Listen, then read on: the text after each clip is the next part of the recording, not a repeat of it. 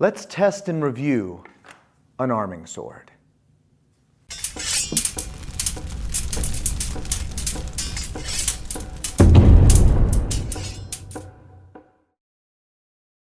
My sword-swinging sisters, my wonderful weaponized waifus. Hold on. Who is writing this script? Because they need a raise. Welcome back to the channel, everybody. We're checking out another Swordier sword today, and it is our channel's very first arming sword. Specifically, this is the Swordier model 1024, and it is a Type 14 arming sword. The majority of medieval swords we've reviewed on this channel are by far long swords, and that's because long swords are the most popular HEMA weapon. There are more competitors in longsword, and long swords are featured in most movies and video games, so of course most practitioners want to pick one up. But what is an arming sword? Arming swords go by various names. Sometimes they're called knightly swords, and sometimes they're called medieval broadswords, specifically when it comes to these bigger Type 14 models. You see arming swords featured in historical paintings, effigies, and other historical drawings and artworks, such as, not those, but these. And we see these swords being used quite frequently with professional soldiers and knights just as equally. Long swords were quite popular. They were just a lot more expensive to make, and they used two hands instead of one almost exclusively, unless it was a hand and a half sword. And it made it so you really couldn't use another item such as a shield or maybe another tool in your hand as easily as you could with a one-handed sword like an arming sword. The one-handed knightly sword was also featured quite heavily in both artwork and in combat manuals with these. Bucklers and other types of small shields go really well with arming swords, and entire extensive treaties and just combat manuals were made to showcase these weapons being used together. Our academy hosts weekly classes on the arming sword and buckler, and the two put together are a formidable system with an extensive history of use and tons of techniques. While longsword tends to dominate the HEMA tournament scene, there are a lot of tournaments that still feature sword and shield or arming sword and buckler.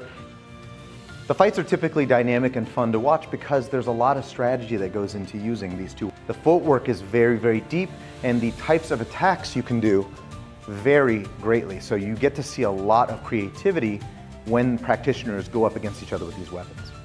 Another type of shield we see featured with arming swords are heater shields like this one. There aren't that many manuals on how to use these two together, but we do see a lot of artwork, drawings, and wood carvings of arming swords and heater shields being used in battle. And you know, it kind of makes sense to use a shield of this size with a one-handed weapon, because on the battlefield, it isn't like a duel. It's a three-dimensional space, and you have enemies coming from all sides, and you have projectiles flying in all directions. So I want to be able to block my head from incoming rocks or arrows or bolts, while also dealing with multiple attackers and being able to change directions. And I just have so much more protection using a shield like this as opposed to a buckler, which is probably more of like a self-defense, dueling, or just around town kind of thing.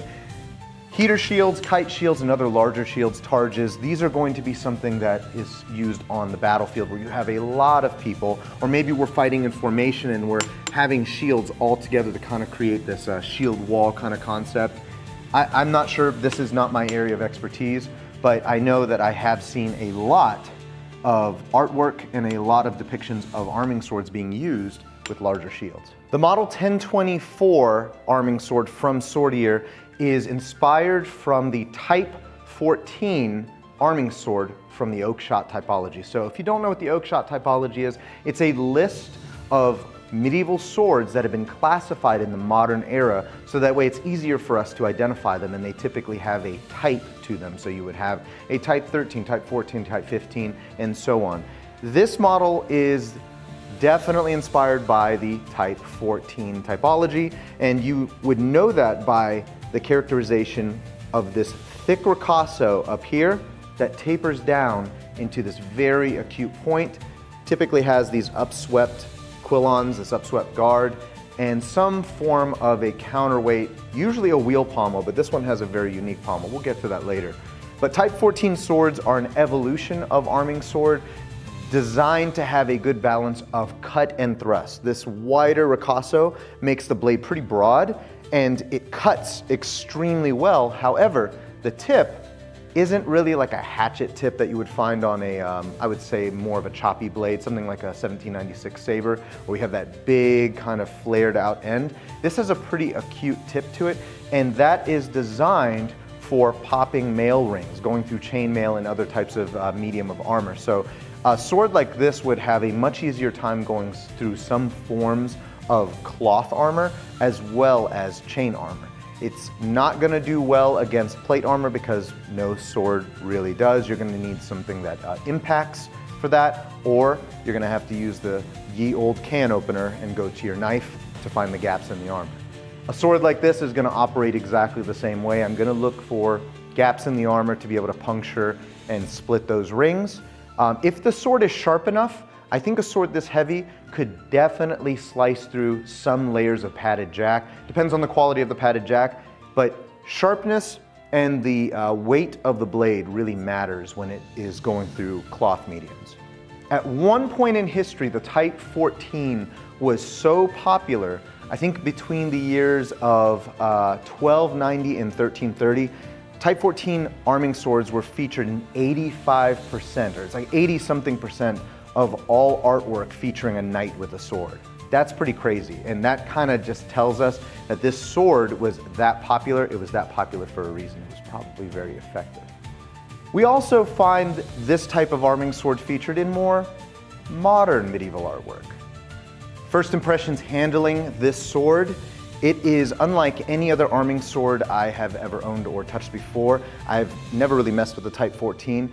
It is heavier than what I'm used to, because the other arming swords I've owned in the past have been the thinner types. This broader blade makes it a little bit heavier, but the weight isn't at the end. It doesn't feel sluggish. I can tell that this thing is going to cut really well. And it is easy to align the edge. I can hear the sword wind from good alignment. And that's because this grip is shaped in an oval fashion, and that makes alignment and edge indexing really easy. Now, again, I can feel that if I do this for a while, my arm's probably gonna get tired because this has a broader blade. Other arming swords I've used from, say, Angus trim have been much lighter. I really don't think it would be able to cut as well as this sword. It just feels like a beast in the hands. It's really, really, really easy to move around. Tip control, not bad. I think where I really want to test this is how easy it is to use with a buckler and how easy it is to use with a shield. So let's try that out.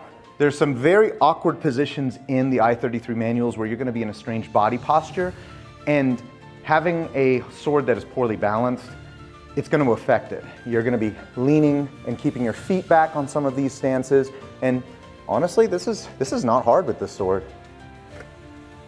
You're going between all the wards. No, it feels good.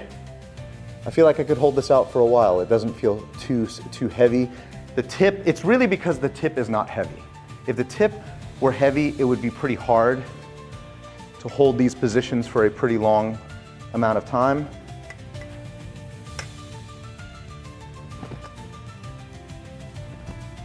No, it feels pretty good.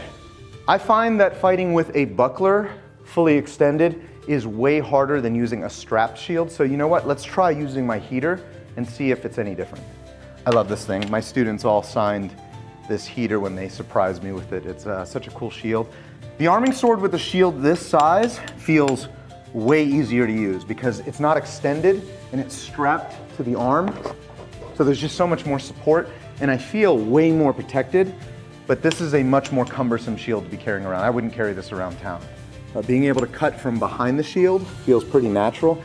Again, I don't really know how to use a heater with an arming sword. I've never been trained in it before, but I'm just using what makes sense, cutting down the lines, the diagonal lines of the heater. Boom, coming across and down. But I feel like, I don't know, it feels pretty natural. I imagine blocking a blow from up here from somebody's strong side and using maybe the back edge and cutting. Flipping the sword over from ward 1, which is right here along the side, and blocking the blow and chopping. Looks a little like this.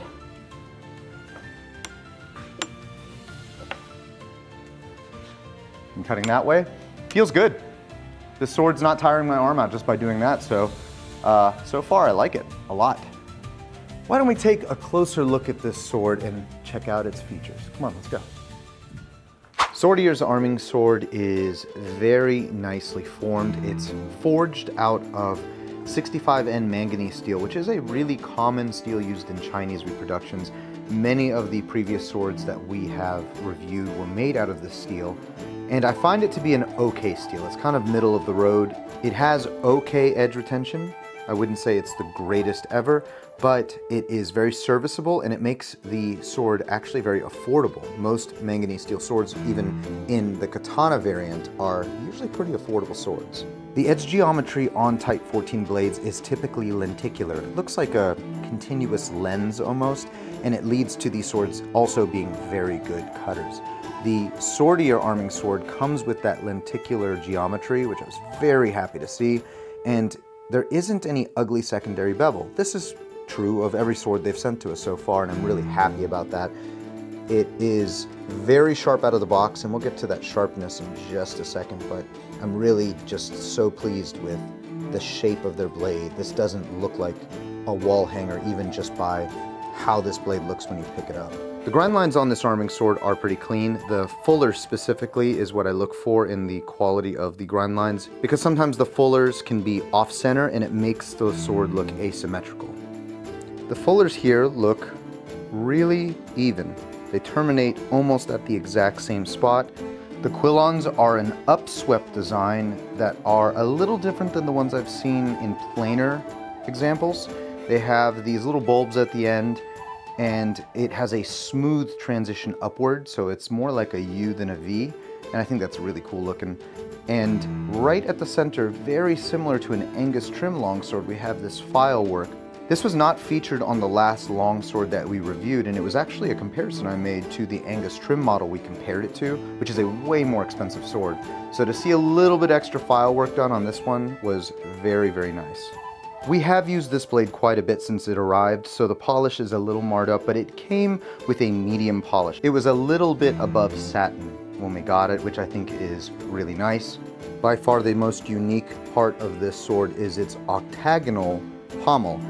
Most of the time when you see arming swords like this, they have a traditional wheel pommel, but this one came with a very cool looking octagonal pommel. And at the very back of it, you see the typical Swordier square split peen. I've actually never seen this peen on any other maker before, so I wonder to its historical accuracy, but I'm pretty sure peens like this existed, and nothing has shaken this pommel loose yet. It has been tight the whole time. Moving down the grip, we have this leather wrapping, again, very similar to their longsword model. It is a wider wrap than what we see in some of the historical arming swords. I don't know if this wrapping is faux leather or real leather, but it is about the same width as paracord.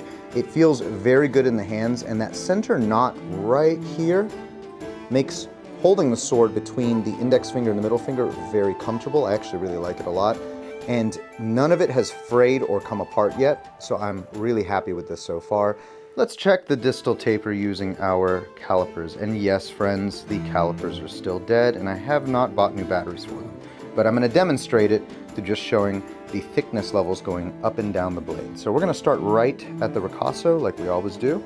That's what we're looking at right there. I'm going to go to the center of the blade, and you can already tell that there's space present there, so the taper is going down effectively. There's quite a bit of space near the end. And if I closed it on it, you'll see how much space is on there. Quite a bit of distal taper, and that's why this blade does not feel chunky in the hands. It's actually quite agile. In terms of weight, we're looking at 2.12 ounces. So this is a historical weight for a Type 14 arming sword. How sharp does the sword come out of the box? Pretty good. Let's try the other side.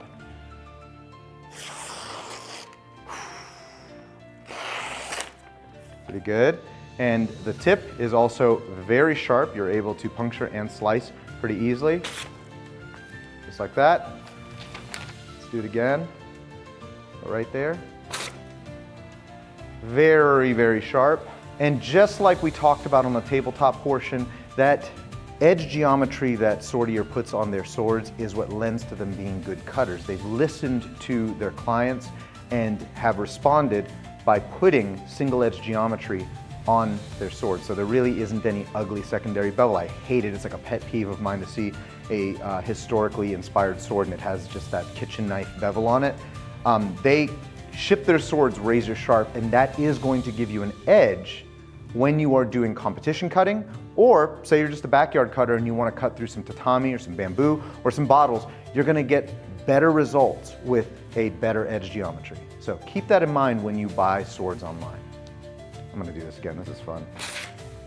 It's so sharp. I love it.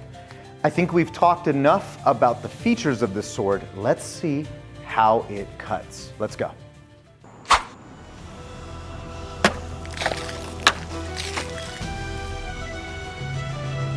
Yeah, smooth. Yeah, that was pretty easy.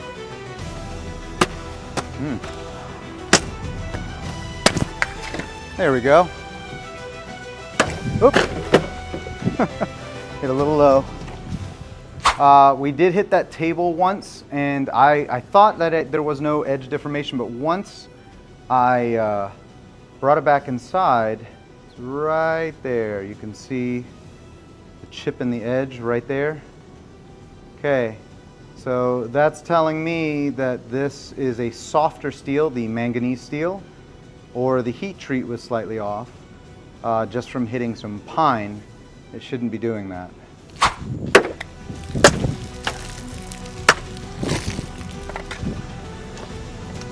Woo! Okay, it's half filled and it's bleeding out. Let's see if I can't cut it. One of my favorite ways of testing a new sword out is letting people cut who have no cutting experience to see how natural and instinctive the sword is. These two were practicing in our space as they're part of a dance group and were able to cut through the bottles with ease.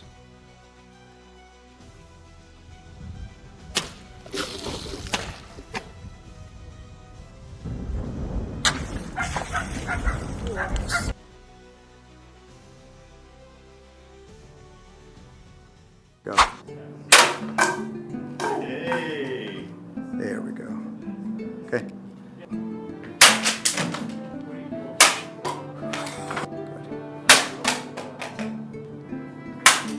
Oh.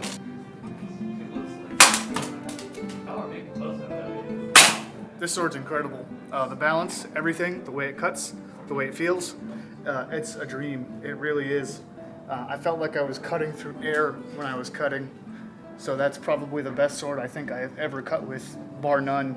It went through every type of material that we had, every thickness of bamboo that we had. It's awesome. Hi there, Future Kai here. I wanted to talk about how I was wrong on something. So, the mistakes I made cutting were actually not due to the steel of this sword. It was due to the fact that the older cutting stands that we have, now been tossed in the trash, had metal staples in them. And when I cut into that stand on accident, I nicked one of those steel staples. We found it later on the floor bent, and we kind of confirmed that it was what the sword struck. This later happened with that same cutting stand with a much harder steel katana made out of T10 from a very reputable smith. That staple took out an even bigger chunk of that T10. T10 is equivalent to like a 1095, so it's a pretty decent steel. I just wanted to put a disclaimer in here to tell you that the manganese steel did not fail due to hitting wood. It bent due to hitting metal, and that's pretty normal. Let's see if we can fix this sword with some basic grinding. Let's go. We're gonna see if we can get some of these dings out using a Caninian work sharp.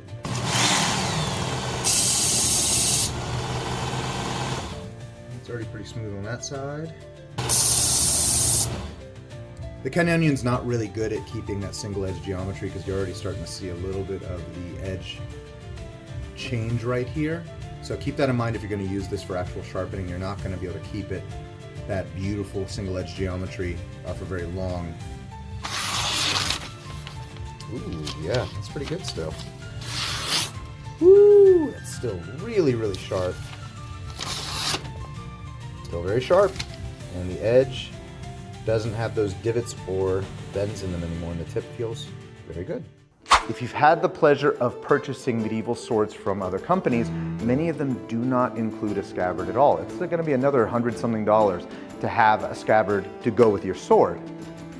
The scabbard that comes with the Swordier swords, and it's literally every sword we've reviewed with them so far, it's wood cord, and it's wrapped in a faux leather. So it's not a real leather, but it's soft.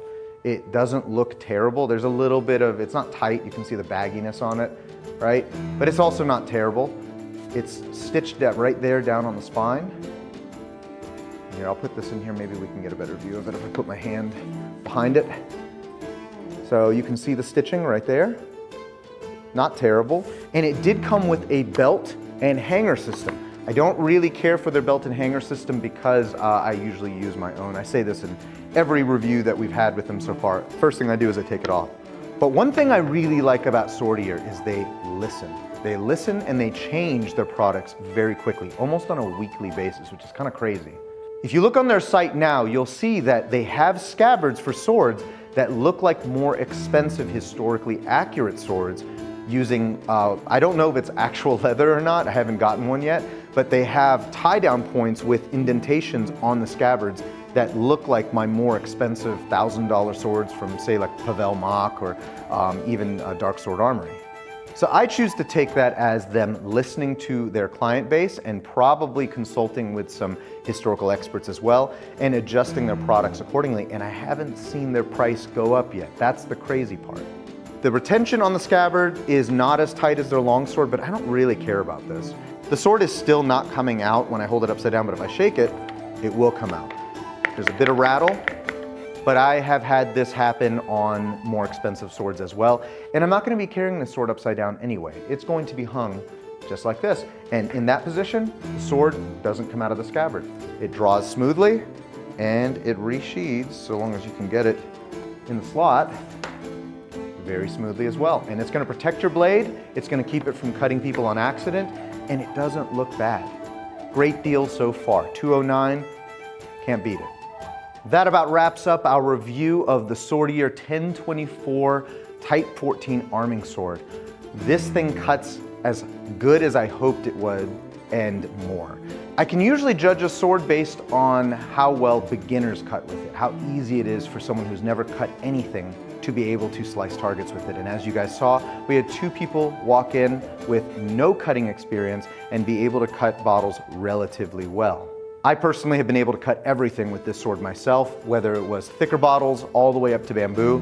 The bamboo is kind of our test with how well this goes through harder mediums, and this thing one-handedly goes through bamboo with ease. I think if you were to purchase this sword for the purposes of backyard cutting, competition cutting, or any other kind of cutting sport, or just for fun, you're going to be very pleased with it. Blade geometry and edge geometry, sharpness out of the box, all of these things truly matter. And one thing I am actually surprised with the manganese steel is how easy it is to resharpen. While 65N manganese steel may not have the edge retention of 1095 or T10 or any of these other steels, even 6150, the fact that it sharpens so easily on my Canonion Work Sharp means that anytime I want to take this thing to competition or anytime I want to bring it out into the backyard and get those satisfying, easy cuts, I can just put it on my Canonion and sharpen it with 2 passes and it's razor sharp again. Overall, do I think this sword is worth the price of $209? A resounding yes. If you are into this type of sword, the Type 14 arming sword or any arming sword really, I really feel like you're going to get a lot of your money's worth from the 1024 model. It's truly a unique looking arming sword, so it's going to get a lot of attention. It is sharp right out of the box, it's durable, and it feels good in the hand. It feels weighted correctly. And it only costs $209 with a scabbard. To me, that's crazy. And the fact that Swordier keeps improving their line and making their swords more historically accurate and higher quality means that the evolution of this sword may be far beyond this current model in a month's time, in 2 months' time. And just for full disclosure, they did send us this sword for free, but that does not mean that I'm going to give them a pass. If they had sent us something that I didn't like, I would tell you, but I do want to disclose this information to you to be as transparent as possible. Thanks guys for taking the journey with me on exploring this arming sword. If you're into historical combat and you want to learn a little bit more about what we do as a school, go check out www.historicalfightingarts.com. Check out our classes. We have weekly classes. We're trying to get some online programs up and running on Patreon and a few other places so we can teach bigger classes and maybe reach some of you guys as well. If you're really into cute medieval artwork, I highly encourage you to take a look at Iron Lily. And while the characters are all adorable, we really like their attention to historical detail, and you might even see this Type 14 featured quite heavily in their artwork. So I would definitely check them out. And lastly, if you want to shop historical combat merch, check out our store and buy one of our shirts. It really helps us out. It supports our school and our channel. I got nothing else for you guys. Bye.